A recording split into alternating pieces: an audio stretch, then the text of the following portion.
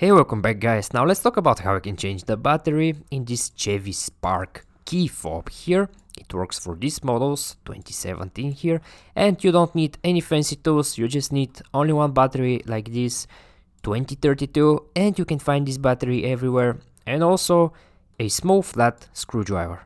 And now when you're ready, let's begin with the tutorial. The first thing you need to do is right on this side, right over here, when you turn the fob, you see this small button.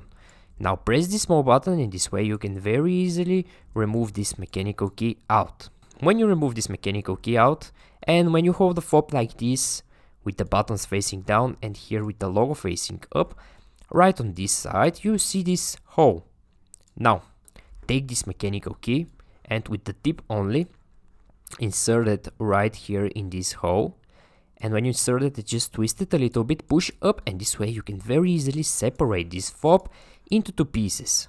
Now when you separate the fob into two pieces, right after that, on this side, you see your all dead battery. Now to remove the battery, take the small flat screwdriver or the mechanical key, and with the tip only here or here, it doesn't matter, and just push the battery outside. Now when you remove the battery here in the same place, when you install the new battery like this, it's very important to make sure this side that faces you is the negative side.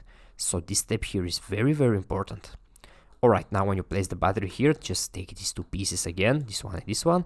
Make sure you align them perfectly here, all corners to match perfectly, everything have to fit together nicely, and just snap them together. And now when you snap them together like this, take this mechanical key again and just put it back inside the fob just like in the beginning, and right after that your key will be ready. You don't need to do anything else after that, it will just work fine. Okay guys, I hope you find this video useful and take care.